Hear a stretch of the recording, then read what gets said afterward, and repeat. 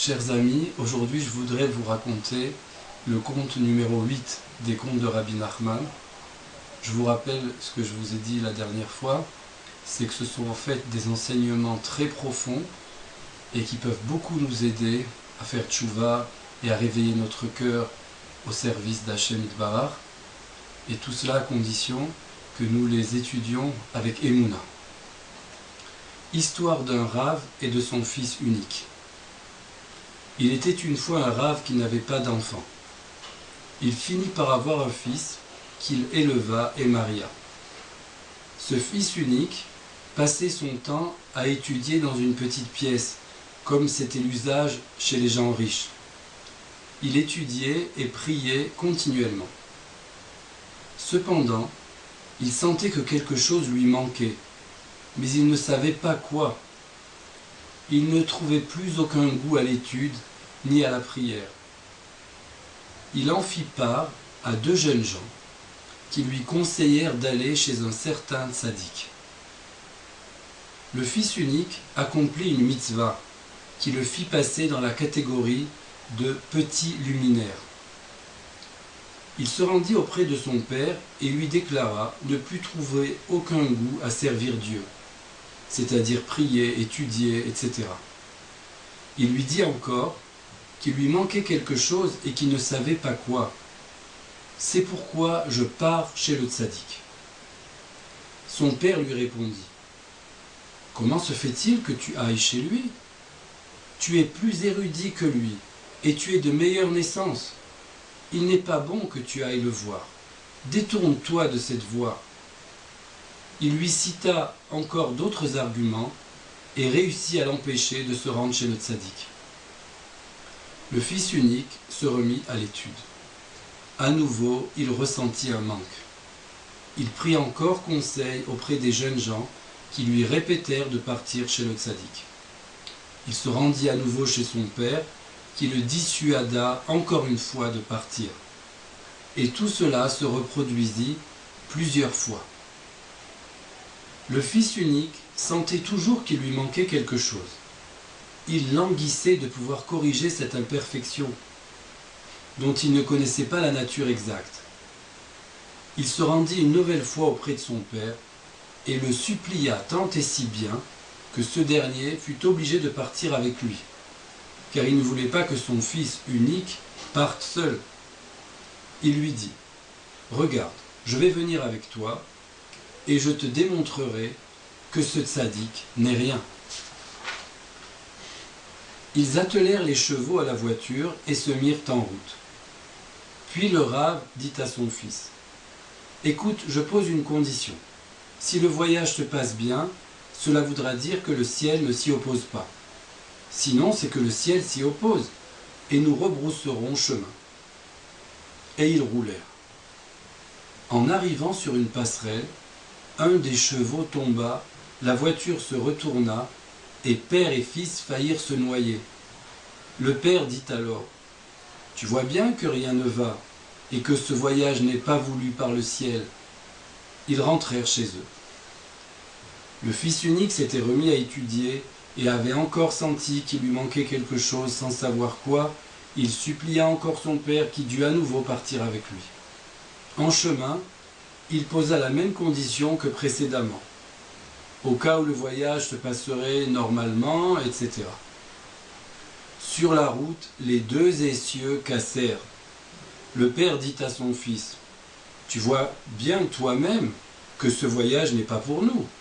Est-il naturel que les deux essieux cassent? Combien de fois avons-nous roulé avec cette voiture sans que pareille chose ne se produise? Pour la deuxième fois, ils rebroussèrent chemin. Le fils unique s'était à nouveau remis à étudier. Il avait à nouveau ressenti un manque. Les jeunes gens le persuadaient encore et encore de partir. Il se rendit à nouveau auprès de son père et le supplia encore et encore. Son père fut encore une fois obligé de l'accompagner. Cette fois, le fils unique demanda à son père de ne poser aucune condition, car il est tout naturel qu'un cheval tombe ou que des essieux cassent, à moins que quelque chose d'inhabituel ne se produise. Ils partirent et la nuit tombée arrivèrent à une auberge. Là, ils rencontrèrent un marchand. Ils commencèrent à discuter avec lui, comme c'est l'habitude chez les marchands, mais sans lui dévoiler leur destination qui était l'endroit où habitait le tzaddik.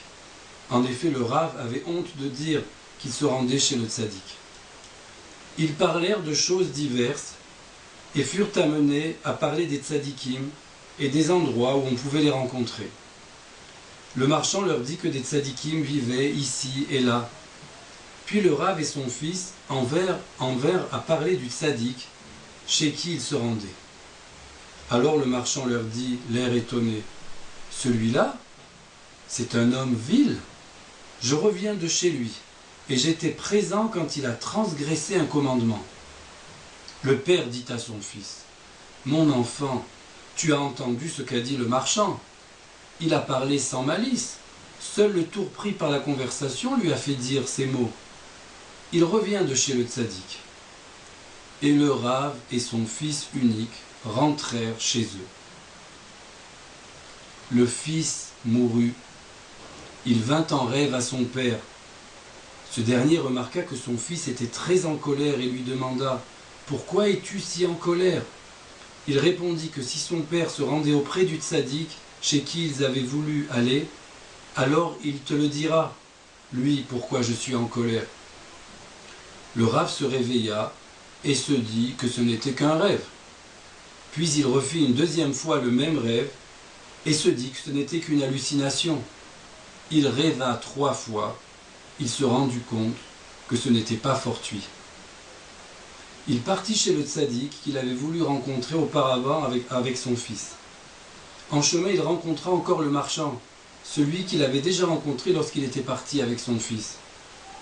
Le Rav reconnut le marchand et lui dit « Tu es celui que j'ai vu à l'auberge ?»« Bien sûr tu m'as vu, répondit l'autre. Puis il ouvrit grand la bouche et ajouta « Si tu veux, je vais t'avaler. » Le Rav répondit « Que veux-tu dire ?» L'autre répliqua « Te rappelles-tu avoir voyagé avec ton fils? La première fois un cheval est tombé en traversant la passerelle et tu as rebroussé chemin. Ensuite les essieux ont cassé et enfin tu m'as rencontré. Je t'ai dit alors que le tzaddik était un homme vil. Maintenant que j'ai tué ton fils, tu peux continuer ta route. Ton fils était dans la catégorie de petit luminaire, et le tzaddik chez qui il avait voulu se rendre est dans la catégorie du grand luminaire. Si ces deux-là s'étaient réunis, le Messie serait venu. Maintenant que je t'ai fait disparaître ton fils, tu peux aller. » Le marchand disparut soudainement au milieu de son discours, et le Rav n'eut plus personne en face de lui. Il se rendit chez le tzaddik et s'écria « Malheur, malheur, malheur pour celui qui est perdu et qu'on ne peut retrouver. » Le marchand était en fait le Samer même, le Satan en personne, qui s'était déguisé et les avait trompés. En rencontrant le Rav pour la deuxième fois, il s'était moqué de lui car ce dernier l'avait écouté. En effet, telle est l'habitude du Yetzer Hara. D'abord, il parle à l'homme, et si celui-ci l'écoute, à Dieu ne plaise, il le provoque et se venge. Que Dieu béni soit-il, nous en préserve et nous ramène vers la juste vérité. Amen. Voilà, rendez-vous prochainement, Bezrat Hashem, pour le récit d'autres contes.